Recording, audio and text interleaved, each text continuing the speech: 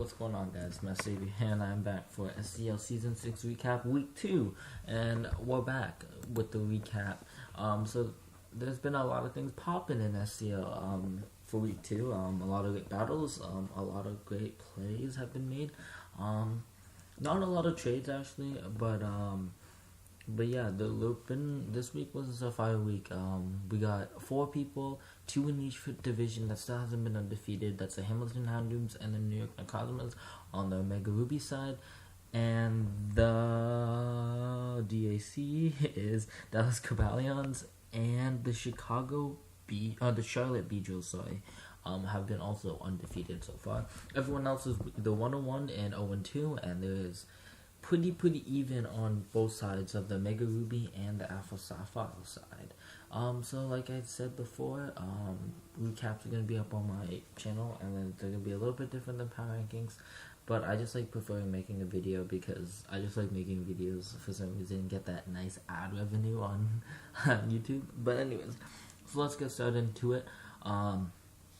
The first battle, we'll start with the Alpha Sapphire side real quick, and we're gonna look at the traits. So I took a nice Gaiazo of this. So Pupper drops Girder for Noctowl, which makes him have a defogger, and then I showed 11 drops a Molga for Floette, and then myself drops Tango for Haxorus. But yeah, we'll start off, and there's no traits on Alpha Sapphire, as you can see. So we're gonna start off with the Dublin Drillboots versus the Australian Alola Ninetales. So this was Kyler versus Lily. Let's get this loaded up. So right off the bat, we will look at their rosters. They haven't really changed anything. The Dublin Drillboots over here on the left, right here on the highlighted spot, and then the Kyler right here on the right. So they had a pretty good matchup. Talonflame kind of shracks in his team in a bit. Other than that, like Amogus puts in really good work against Lily's team. Other than Talonflame, Melodic somewhat was Talonflame, but he didn't really have a insane read for it. Avila could have came, but Flare Blitz is so scary against it. Yeah, he didn't really have a big wall. Melodic and Stunfisk were a good bring for it. So we're gonna start off with a fast speed. Sets up 3 Stealth Dogs turn 1. Yeah, I put it. Switches out. Yeah, Mungus is really scary versus Chestnut, but Chestnut does well against his team. Toxic is interesting. Bulletproof, so that means Sludge Bomb does not work on it, which is also a very good bring, a very good predicting by Giga Drain. I think doubles back in the Doublade. Shadow Sneak's interesting. Get that Spore off. I think Lily's trying to just get rid of hazards for that Talonflame, but Talonflame comes right in. Named Silver. Thicky Licky comes in as well. Nice Roost. It's Leftovers, which I find very interesting that Lily brought Leftovers, but I can really do see that because Flare Blitz and and Brave would do a lot of cool. Does Lily put? No, I think Lily Volt switches here. Yeah, I would have Dragon Pulse, even though Gardevoir. Actually, nah, that was a really risky play because it was also Gardevoir, and yeah. But Stunfisk as well. Chestnut does well while at Stunfisk. This is just a flip-flop play. Flare Blitz ends up not picking the K up on Ethan, Leech Seeding, making this thing have residual damage. Diancie comes in, sets up some Stealth Dogs, comes back in, and then Chestnut ends up going down. Oh, Chestnut stays alive to Toxic, and then ends up going down to guess the first KO of them. And then now Stormy's gonna get in a fat recovery here. Gets that free HP on Giga Drain and the leftovers recovery, so he can start the spot. Rapid Spin comes out. Toxic predicts no natural clear. Predicts into Silver. Mega Amp comes in with that nice predict into that Melodic, which is a very good play on Lily's predict. Dragon Pulse on here, predicting that Stunfisk ends up picking up the KO and being enough. Sadly, this thing had not a lot of things to take Hyper Voices with, like T-Flame. It takes 50% to it. But Yeah, Thicky Licky comes in, gets off a nice roost. And with no Stealth Rocks up on the field, it's very scary. And it's running a Willow roost set. So I think it's two stacking moves and then, yeah. Oh, so it is running, pardon me, it is running Natural Cure. It just doesn't update, I guess. That was my bad. I knew that, but I didn't. Lily has a very good recovering team. Like, Starmie and Talonflame did put a lot of work in against this team, especially with his wish passing ability in Licky Licky. Kylie just did very, very well. Titania comes back in to get that wish support, takes so much damage and ends up living a Scald. Hypervoid's Talonflame comes in and doubles back into Doublade Charge Beam, and it doesn't tank a Shadow Ball. Diamond Storm misses, which was crucial because that thing would have been on very, very low HP. Then here, I think this was the game changer. Flare Blitz ends up picking up the static, and it gets paralyzed here. It did have Grave Road, so it would have KO'd so many things on the side, and that was really the nail in the coffin here, because then Wukong just comes in and sweeps. I do think that para did kind of matter, because Talonflame one-shot this thing, one-shot this thing, and then he would have had Diancie Mega, Ampharos Mega, Diancie, base Diancie, that's still asleep, so it could have been a roll. But off of his sets, I don't think he was a thing that could really hurt these two, and then she still would have had Talonflame, and Talonflame would have cleaned up. But yeah, Static's unlucky, and she got the para, so just very, very unfortunate for the Dublin Drillbirds. We're gonna move on to Jake Mix. Is the Charlotte Beedrills versus Elman or Leo, and I think Leo's name is the Chicago Cub Shoes. So I was right. So it's CC versus CC. But yeah, so moving on. Apologies for that ripping noise. Hitmonchan comes in. Mew gets the predicted. I apologize. There's a lot of motorcycle gangs around. Tries to predict that Weavile HP fighting. Ooh, switch in. That's not bad. Yeah. Philthorn comes back in. Cobalion comes back in. Gets up double rocks on both sides. Just a switching battle. Sets up Calm Mind Cobalion, which just puts in a dent. Scarf Hitmonchan, which I want to point out, Scarf Hitmonchan was pretty dope. Put on work. Maldo comes in. That was a good play. Rapid Spin. It's going to take quite a bit of damage. Gyro Ball doesn't pick up the final KO on it. I don't think it... Oh, if he Gyro Balled that would have done a lot of damage. Oh, flinch. Yeah, Gyro Ball here would have done so much. Yeah. Ooh, actually, maybe not. Ooh, unlucky flinches. But yeah, Punchy just comes in and bullet punches here. Healers comes in, knock off kills. Haunter comes in. Altaria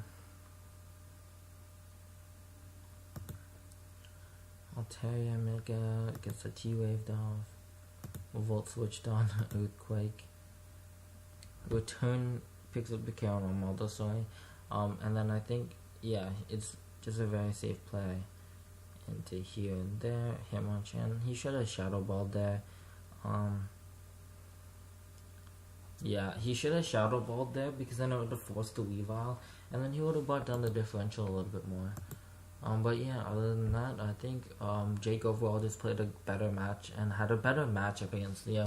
And Leo just like played a lot of predict. Scarf Hitmonchan was pretty dope.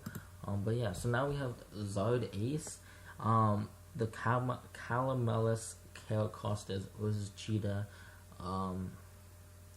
the Oceanside Oshawotts. Overall, I do think this matchup was pretty dope. Mega Aegon versus Base Aegon was a pretty good bring. Sets up free Stealth Rocks here. Fire Punch Aegon is so interesting. I'm surprised he didn't run Earthquake. And he runs the Whirlpool Aegon.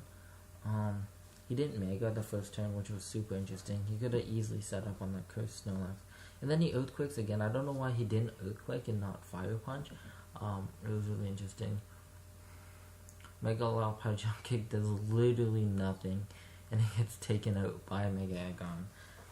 Arcanine comes in, gets the Intimidate job. I think he should have went to Arcanine first, instead of sacking off this thing, because Megalop put dents in his team. Losing your good check to Mega Aggron, like, losing Lock to Mega Aggron is probably devastating for him, because he didn't have a lot for it other than, like, Arcanine. AC 130 inbound, nice. Specs Boomburst with Scrappy, doesn't pick up the KO, Miss Magius, and then Thunderbolt eats. Suicune comes back in. I'm gonna move this to fast speed because I have a lot of battles to do. Destiny Bond, very good play. Poison Jab picks up the poison but not KOing. Sorry. I think he misclicked, and then he just picks up the KO.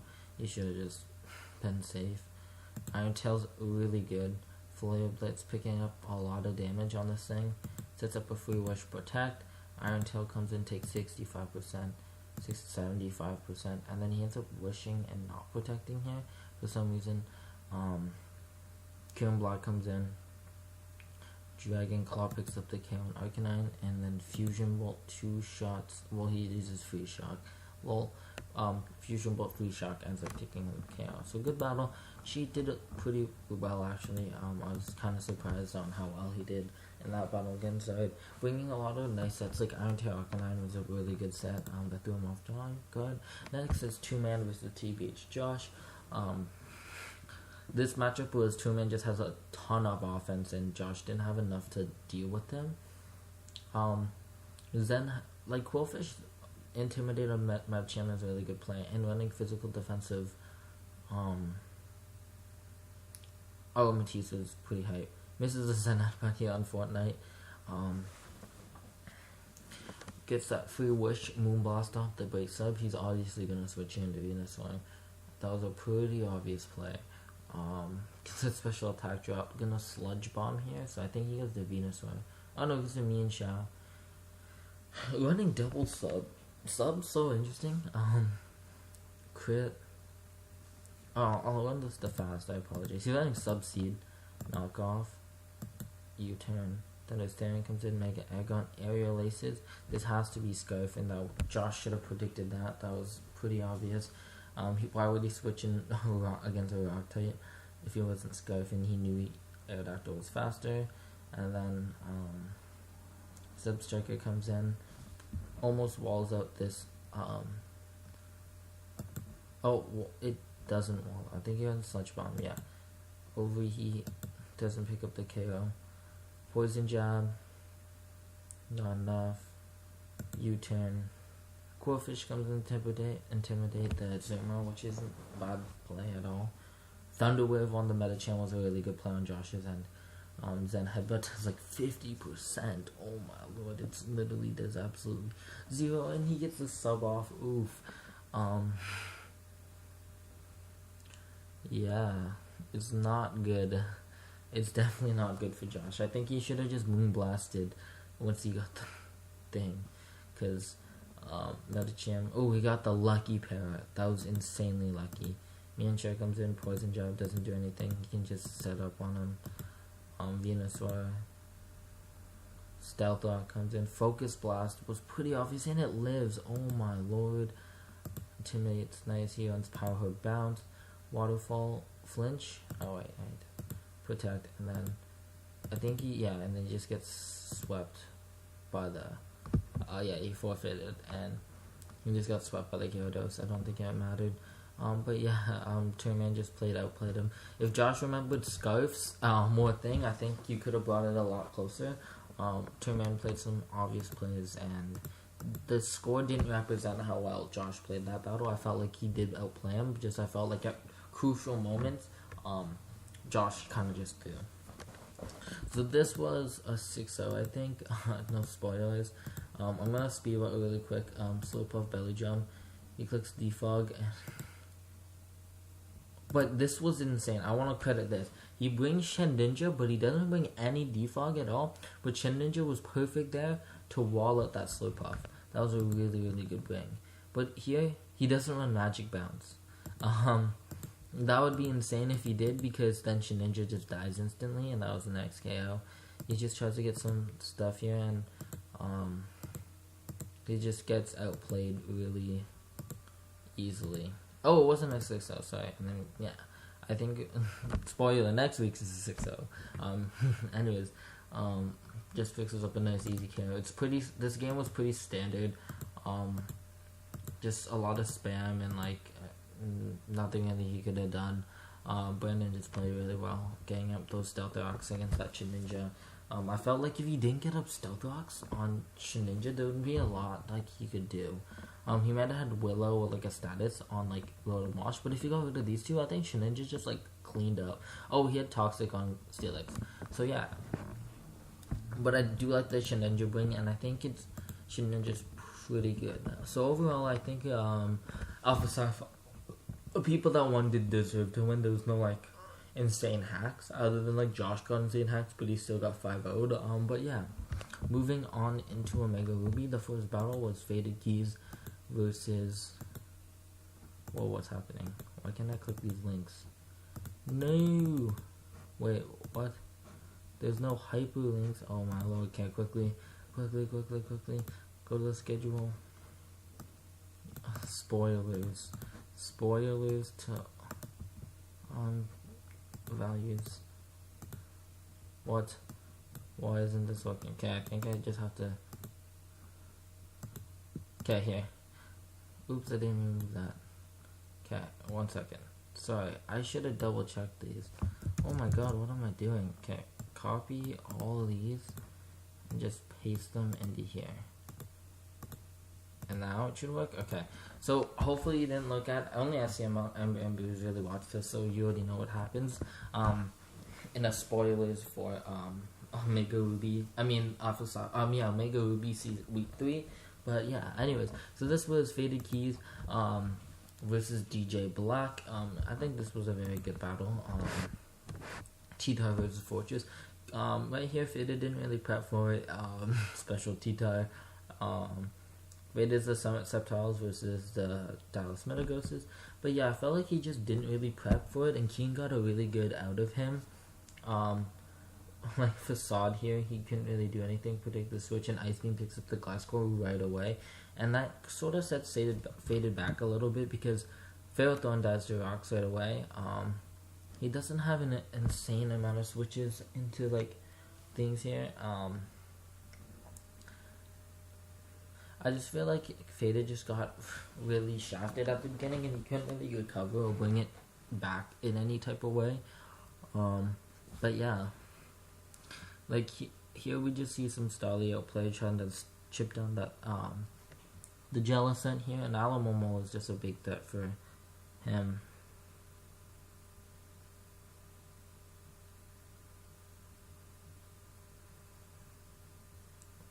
Yeah, as you can see, it's just pretty Starly outplay. I think this is not in a long battle, just like it was just very, very, very like Starly, because Faded is down to 4 mons already, and one of them is Ditto, and Fortress is dead. He gets it predicted on that Thunderbolt. Oh, and that does a lot of damage. Ditto comes in here, transforms into, and then it's just Thunder Punches again. That does a lot of damage. Latios comes in, Tyranitar comes in on that prediction. Clefable comes in for free. Ice Beam, not for free, if you know what I mean. But if he gets rid of Metagross, I felt like Clefable does really well against his team. He gets up that Sand Force, Iron Tail, oof, Choice Banded. I helped him with that. But yeah, Choice Banded Lando does a lot of damage. U-Turn comes in. Latios comes in to 1v1 the T-Tar, and T-Tar is super low. He runs Physical Latios, which is not even a bad set. Fortress comes in and just dies instantly. Hyper Voice doesn't hit anything. Ditto comes in, gets a free Hyper Voice, but he just switches into Metagross, which is an obvious play. Thunder Punches here for the predict, he does. Alamomola almost goes down to the burn. Latios comes in and just Earthquakes. Terra Mega comes in, takes 50% to Psychic. And then, oh yeah, here was like Hyper Voice could have swept. And this, yeah. Lando, and then outspeeds the thing. And he wasn't Scarf Ditto, I guess. Yeah, he wasn't Scarf Ditto because this thing outsped and was that. But yeah, that was a good battle.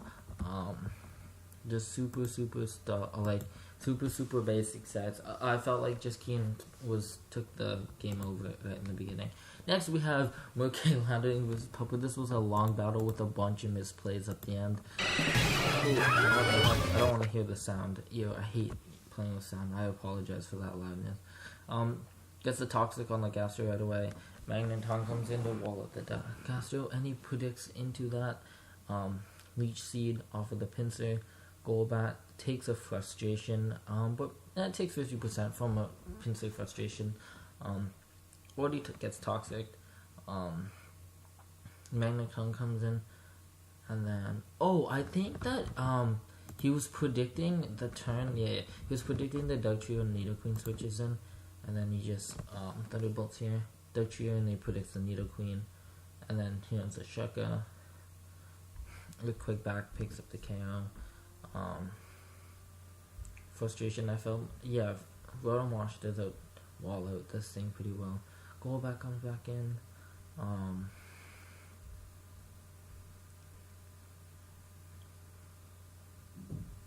Frustration ends up picking the KO up on Nidoqueen. Rotom Wash comes in back freely. I felt like if Kenny ran like HP Grass on his Rotom, Gastro couldn't really wall him pretty well. But yeah, that was just my thoughts about it. It was just, it was just, some plays were okay. Yeah, but Grotto does really put in a lot of work on his team.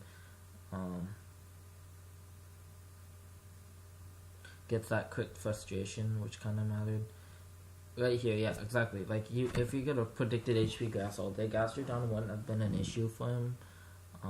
And like, you wouldn't have sacked off Golbat and Nidoqueen right away because you wouldn't have to be forced into bringing in this thing every single turn.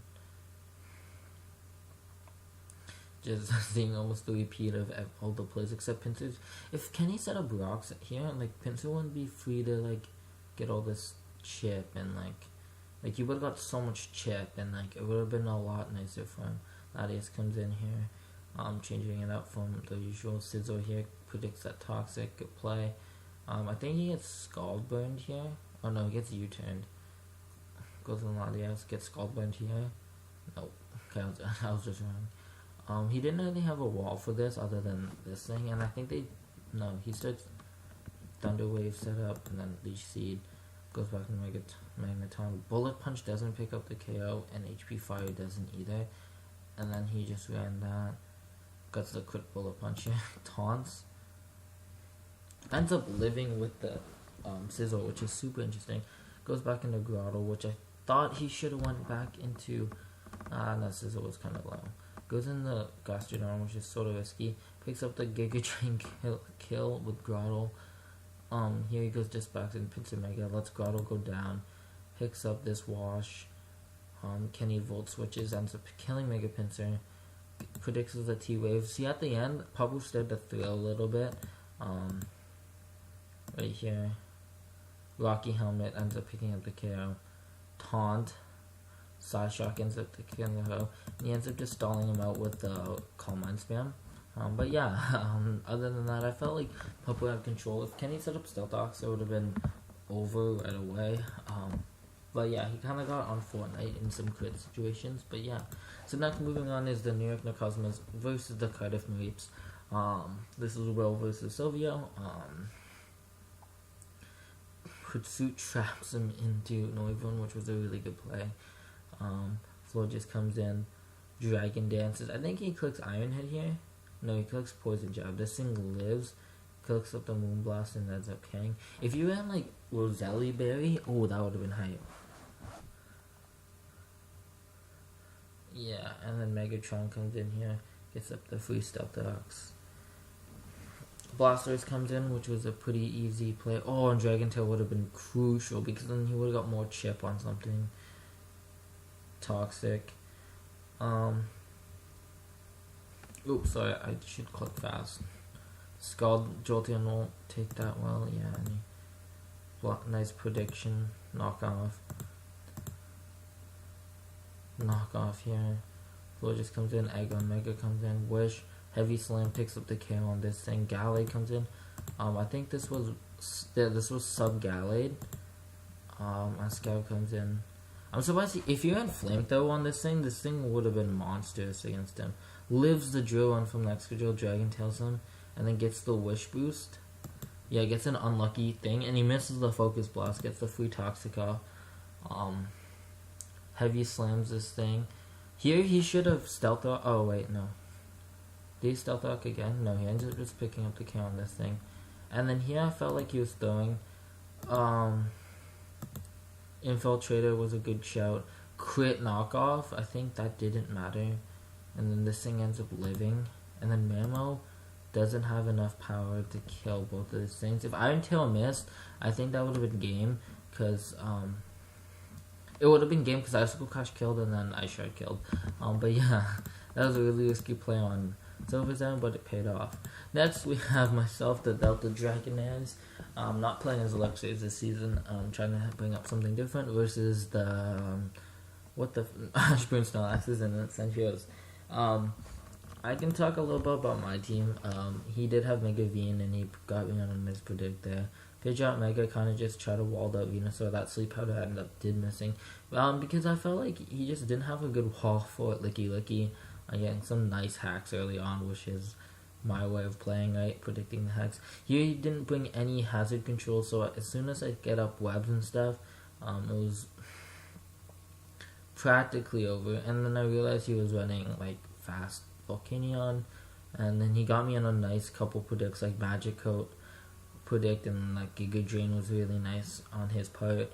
And then here I just like kind of had to rely on Mega Pidge and Leavanny and like trying to get in some predict. That Sludge Bomb did a crap ton of damage. Then Headbutt absolutely does 0 to Cresselia. Leavanny comes back in there, Powdon comes in. Oh, by the way, he was running Sand Force because I had Excadrill. It was a good bring, but I thought about it. Ends up Sludge Bombing here. Ended up getting free Stealth Rocks up just to get a little bit more chip, but I didn't mind. This thing was getting insane because I knew he was going to Giga Drain again. Get a free Hurricane off. Does absolute monsters damage to Cresselia and stuff. I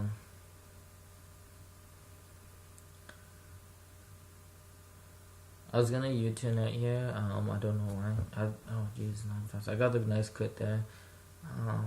Wish that.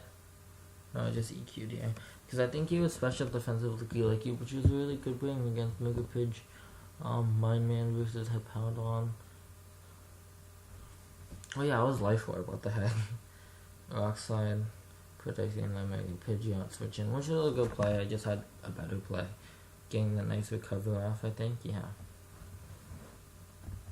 Here I went into back to Victini predicting that. Didn't really have a switch in since Cresselia died.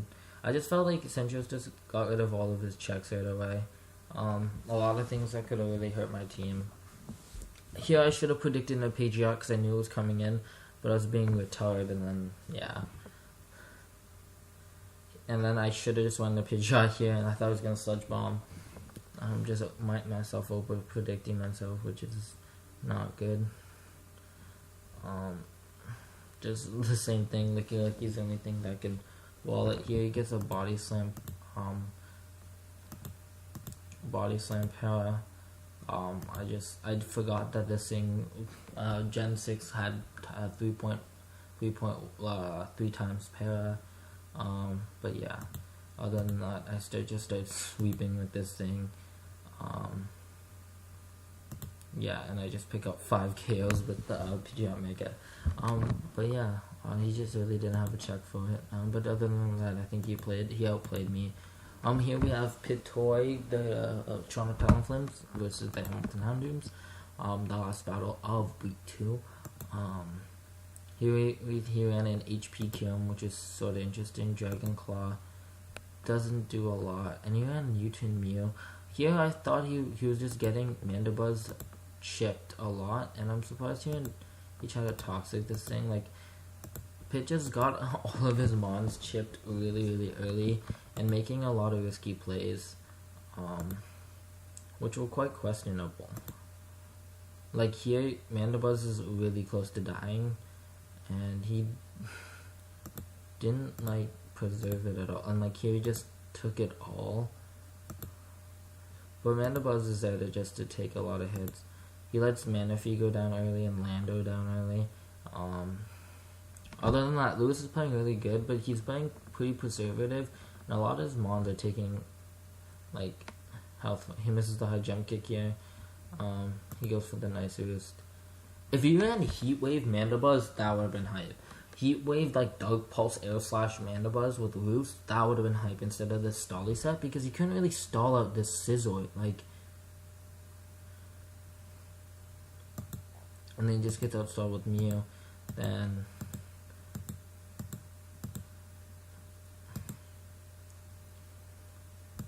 yeah, like he just didn't have enough things to like chip, and then Lewis just plays around him super easy with his team. Here he sacked off something just to get the fake out one. But yeah, other than that, like I think that Pitt just played pretty awful that game. It was pretty destined right when he lost Lando and Manaphy. His team was going down the drain. Lewis really forced hazards on him, which I think that helped him a lot. Which Pitt didn't force hazards on him at all, because then Rotom Heat would have like took so much damage. Lop would have been down a lot of HP, and same with Mew, and he would just take a lot of chip, and he wouldn't need to like constantly 2-hit things. But yeah, other than that, that's week 2 of SCl Recap. I hope you guys enjoyed. I'll see you guys in week 3.